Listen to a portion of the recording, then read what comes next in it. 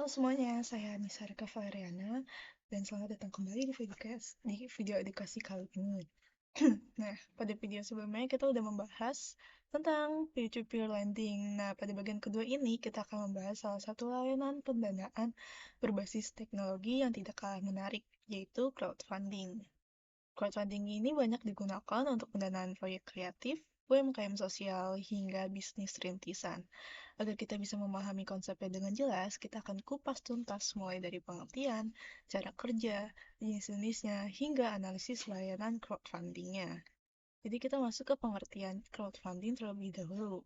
Crowdfunding ini adalah metode penggalangan dana yang dilakukan secara massal melalui platform digital, di mana sekelompok orang atau komunitas dapat memberikan sejumlah dana untuk mendukung suatu proyek, ide, atau usaha tertentu, berbeda dengan pinjaman bank atau investor besar. Crowdfunding mengandalkan partisipasi banyak orang yang biasanya memberikan dana dalam nominal kecil, tetapi jika dikumpulkan bisa mencapai jumlah yang besar. Jadi crowdfunding ini muncul sebagai solusi bagi pelaku usaha kecil, seniman atau kreator, startup yang baru berkembang, komunitas sosial, proyek inovatif, dan penelitian. Jadi crowdfunding ini sangat amat mempermudah seseorang untuk mendapatkan pendanaan tanpa harus melalui proses yang rumit. Karena pendana atau donatur secara sukarela memberi dukungan apabila mereka percaya pada proyek yang ditawarkan. Jadi di sini tuh prinsip utamanya adalah many people with small contribution can build something big. Jadi dalam ekosistem digital, platform crowdfunding menyediakan ruang untuk mempresentasikan ide secara publik sehingga siapapun yang tertarik dapat ikut mendanai.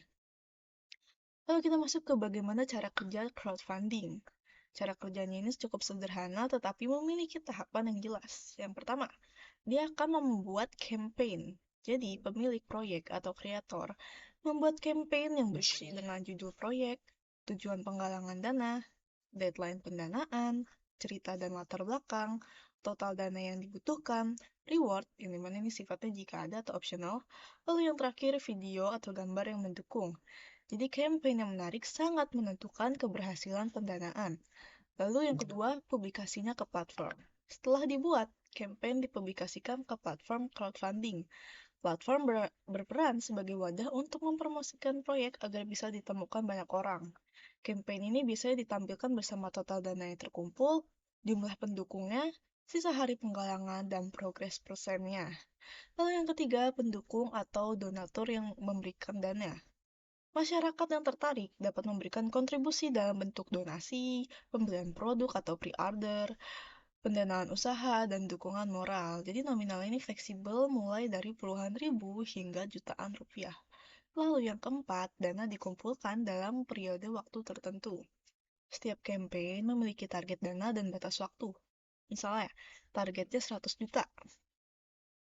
Lalu durasinya 45 hari. Jadi jika publik tertarik dan percaya, maka dana akan terus bertambah hingga target tercapai. Lalu yang kelima, dana disalurkan. Setelah kampanye selesai, dana akan dicairkan ke pemilik proyek jika memenuhi syarat, atau dikembalikan ke donatur untuk model tertentu seperti all or nothing. Lalu yang keenam, pelaporan dan transparansi. Kreator wajib memberikan update kepada pendukung seperti laporan penggunaan dana, progres proyek, informasi pengiriman reward. Jadi transparansi ini adalah kunci keberhasilan dari crowdfunding. Nah, setelah membahas tahap-tahap dari crowdfunding, sekarang kita masuk ke jenis-jenis crowdfundingnya. Jadi, jenis-jenis crowdfunding itu ada 4. Yaitu yang pertama, donation-based crowdfunding. Yaitu orang yang memberikan uang tanpa mengharapkan imbalan. Biasanya ini digunakan untuk bantuan bencana, donasi kemanusiaan, pengobatan, dan juga kegiatan sosial. Mungkin contohnya seperti kitabisa.com. Lalu yang kedua, reward-based crowdfunding. Di sini pengguna memberikan dana dan mendapatkan reward sebagai imbalan. Misalnya seperti produk edisi khusus, merchandise, atau early access product. Yang dimana model ini banyak dipakai oleh kreator, musisi, dan startup produk. Contohnya seperti Kickstarter. Lalu yang ketiga, equity crowdfunding.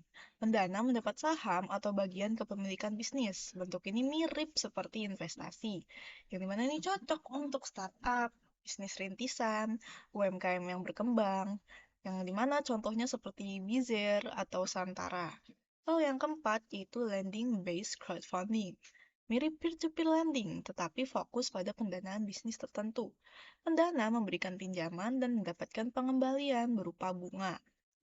Lalu, crowdfunding memiliki beberapa keunggulan, yang dimana crowdfunding menawarkan banyak keuntungan seperti akses pendanaan yang lebih cepat, jadi mereka tidak perlu proses yang rumit seperti di bank. Lalu juga validasi pasar, jadi jika banyak orang tertarik mendanai, berarti ide tersebut berpotensial. Lalu membangun komunitas juga, yang dimana dapat membangun basis pendukung setia. Lalu risiko finansialnya juga lebih ringan. Konsepnya itu seperti patungan, yang dimana membuat biaya ditanggung bersama. Lalu penjangkauannya lebih luas. Jadi melalui platform digital, campaign bisa dilihat oleh ribuan orang. Namun pastinya mereka juga memiliki kekurangan dan risiko, yang dimana mungkin kekurangan dan risiko itu seperti gagal mencapai target, yang dimana campaign itu pasti bisa berakhir tanpa hasil. Lalu tantangan membangun kepercayaan, jadi nggak semua publik bisa langsung percaya dengan campaign tersebut. Lalu juga adanya risiko penipuan, jadi ada campaign palsu yang misalnya tidak menggunakan dana sesuai tujuan. Lalu juga pengiriman reward yang tidak tepat waktu. Jadi pasti ada masalah produksi atau operasional bisa membuat pendukung kecewa. Nah, lalu kita masuk ke analisis kualitas layanannya dari crowdfunding. Sama seperti P2P lending, kualitas layanan platform crowdfunding dapat dianalisis melalui beberapa aspek. Yang pertama, dari aspek kemudahannya, yang dimana dia sangat mudah untuk membuat campaign. Nah, UI UX yang sederhana memudahkan kreator mengunggah materi dengan cepat. Lalu yang kedua, transparansi dari informasinya. Platform ini harus memberikan detail timeline campaign, dana yang terkumpul, progres hariannya, dan update dari creator. Lalu yang ketiga, sistem pembayaran yang aman. Biasanya mereka menggunakan virtual account, e-wallet, dan payment gateway. Lalu yang keempat juga, mereka memiliki customer support yang responsif. Jadi pengguna bisa bertanya terkait proses donasinya, refund, atau masalah teknis. Lalu yang kelima itu keamanan datanya. Platform ini wajib melindungi informasi pribadinya, rekening bank, dan data campaign. Lalu juga laporan dan monitoring. Platform menyediakan fitur monitoring agar donatur tahu perkembangan proyek secara real time. Lalu kita masuk ke dampak sosial dan ekonominya dari crowdfunding, yang dimana crowdfunding ini memberikan dampak positif yang besar. Dia membantu UMKM berkembang dari modal awal yang dimana dapat diperoleh lebih cepat, terus juga mendukung inovasi, jadi dari ini banyak ide kreatif lahir berkat dukungan publik. Lalu juga mendorong kepedulian sosial, yang dimana lebih banyak masyarakat bisa berdonasi secara mudah dan aman. Nah, lalu selanjutnya bagaimana sih crowdfunding ini mendukung UMKM di Indonesia? Jadi emang UMKM ini seringkali kesulitan mendapatkan pinjaman dari bank karena syaratnya itu terlalu banyak, seperti agunan, laporan keuangan lengkap, dan riwayat kredit. Jadi crowdfunding ini hadir sebagai solusi.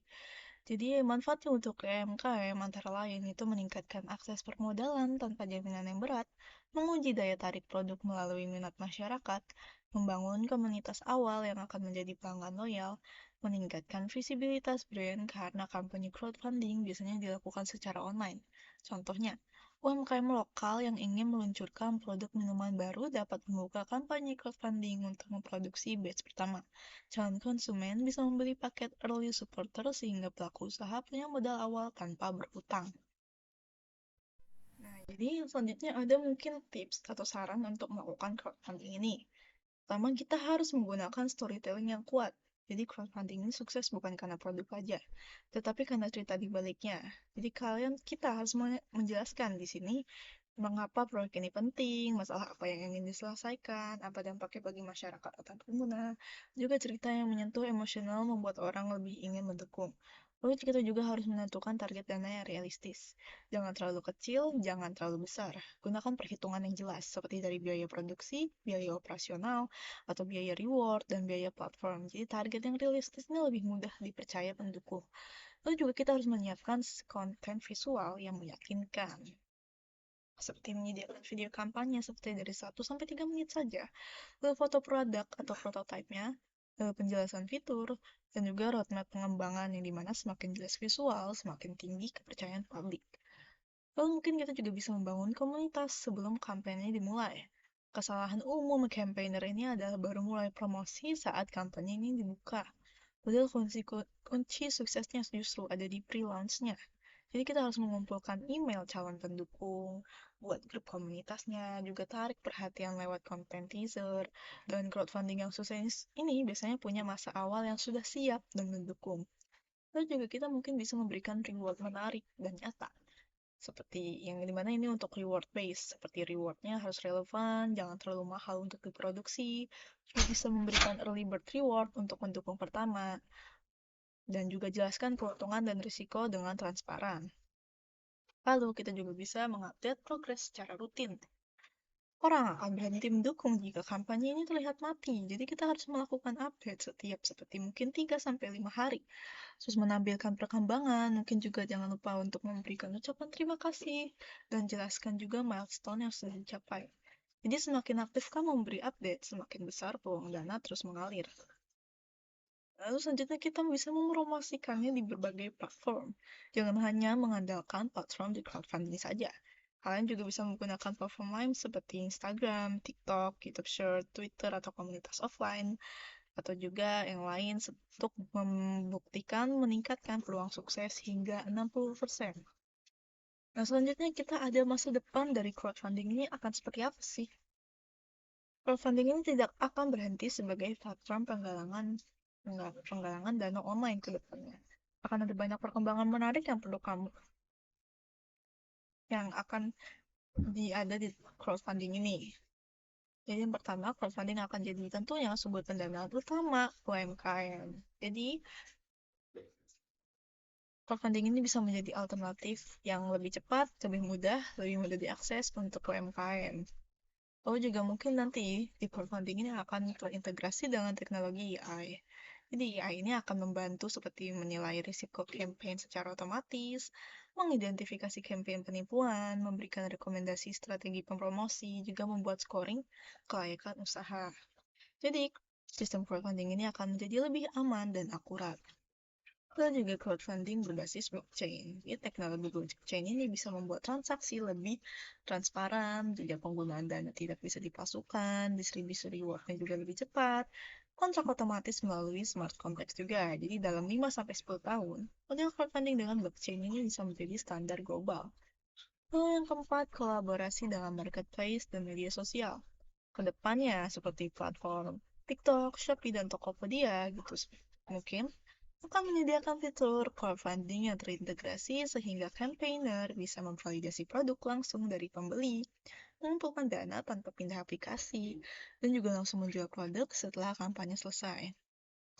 Lalu yang kelima, crowdfunding ini bisa untuk proyek pemerintah dan sosial berskala besar, yang dimana di negara maju mulai menunjukkan pendanaan transportasi publik, pembangunan taman kota, proyek budaya, juga proyek energi terbaru, yang dimana ini semua bisa didukung lewat crowdfunding. Jadi mungkin Indonesia juga bisa mengikuti jejak ini. Lalu juga mungkin di depannya model crowd investing akan semakin populer. Jadi equity crowdfunding dan debt crowdfunding akan tumbuh pesat karena lebih aman, diawasi OJK, memberikan imbal hasil yang nyata. Jadi masyarakat ini bisa menjadi investor, bukan sekedar penyumbang saja. Lalu crowdfunding ini bisa mendorong kreativitas yang baru.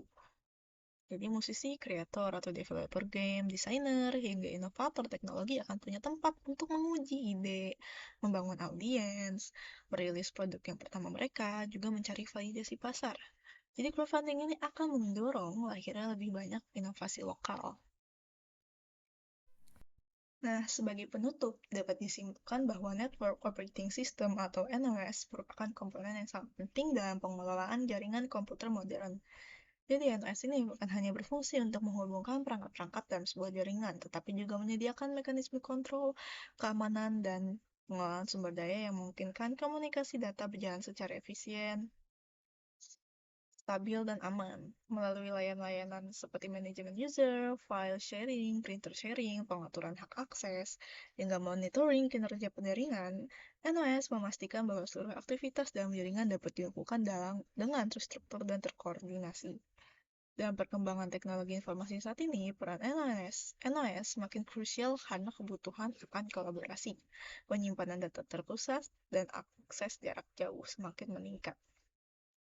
Baik NOS berbasis server maupun peer-to-peer, masing-masing memiliki keunggulan yang dapat disesuaikan dengan kebutuhan organisasi, mulai dari skala kecil seperti jaringan rumahan hingga skala besar seperti perusahaan dan pusat data. Sistem seperti Windows Server atau Linux Server dan macOS Server menjadi contoh bagaimana NOS terus berkembang untuk menjawab tantangan era digital. Jadi dengan memahami konsep fungsi dan manfaat dari network operating system, kita dapat merancang dan mengelola jaringan secara lebih efektif. Dan pada akhirnya pemahaman tentang NOS ini membantu kita menyadari bahwa kelancaran komunikasi data dalam sebuah organisasi sangat dipengaruhi oleh sistem operasi jaringan yang digunakan sehingga pemilihan dan pengelolaannya harus dilakukan dengan tepat, jaringan dapat berjalan optimal dan mendukung tujuan organisasi secara keseluruhan. Begitu saja pemaparan dari saya. Mohon maaf jika ada kesalahan kata. Assalamualaikum warahmatullahi wabarakatuh.